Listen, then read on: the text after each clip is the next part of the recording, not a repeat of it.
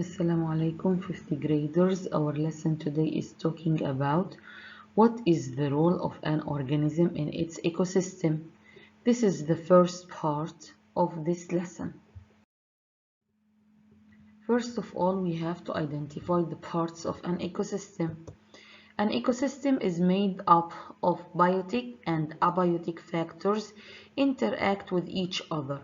If you still remember, we mentioned before that biotic factors are living things and abiotic factors are non-living things. Some biotic factors of an ecosystem are plants, like trees, flowers, and grasses.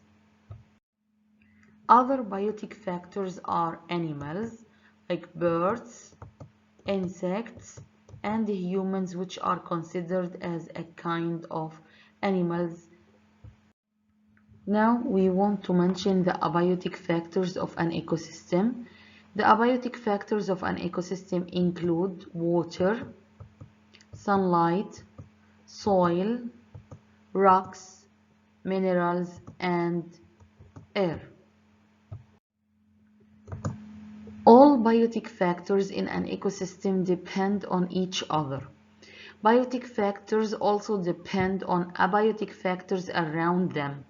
As we mentioned in the definition of an ecosystem, biotic factors and abiotic factors interact with each other. This means that biotic factors depend on abiotic factors that are found around them. All the parts work together to keep the ecosystem in balance. All living things have a role. Role means a work or a job or a function. So all living things, which are the biotic factors, have a role in the ecosystem. This role is called niche. The niche of the living thing depends on how it lives and how it gets its own food. So, as you see in this figure, the hawk is a predator and the mouse is a prey. So the niche of the hawk is predator and the niche of the mouse is a prey. We want to talk about producers, consumers, and decomposers.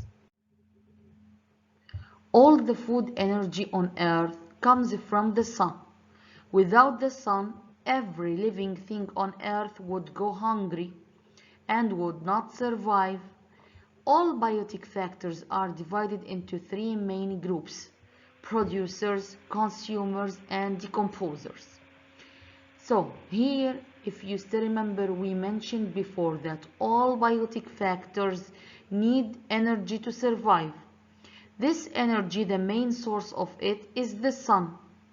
Then these biotic factors depend on each other to get energy from each other. According to the niche of living things, they are classified into three main groups: producers, consumers, and decomposers. Now we are going to talk about producers. Producers come from the verb produce, which means to make. So plants are called producers because they use the energy in sunlight to make or produce their own food. So producers are living things that make or produce their own food using the energy from the sunlight. These producers are the plants.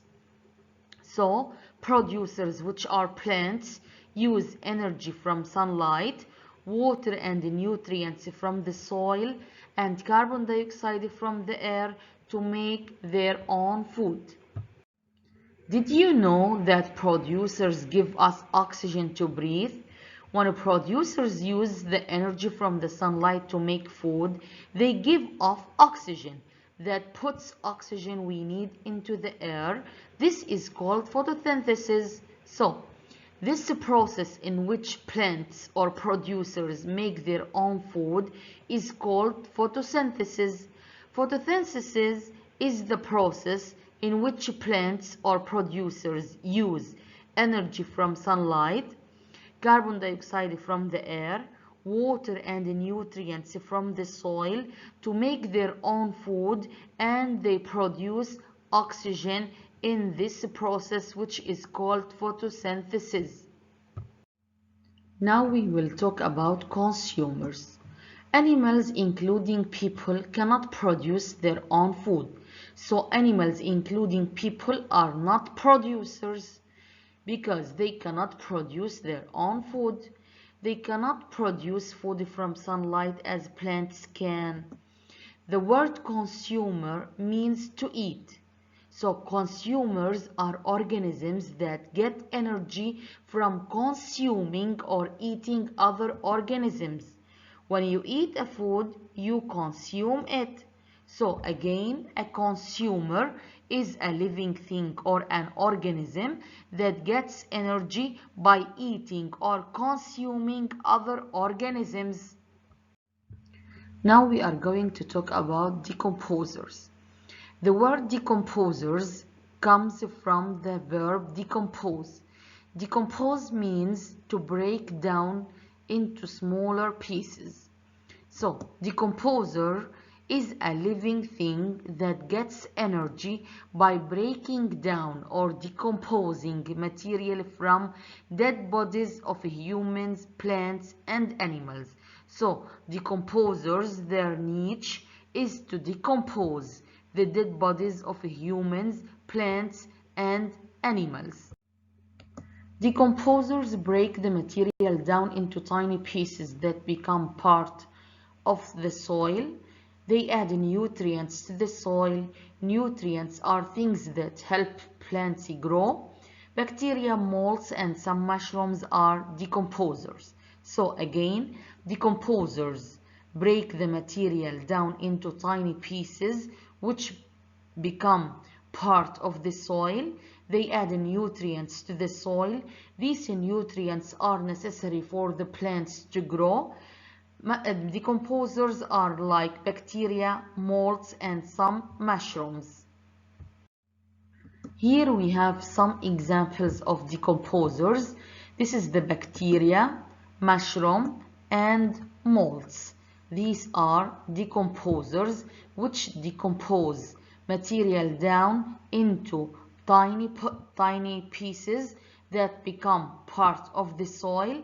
They add nutrients to the soil which is necessary for the plants to grow.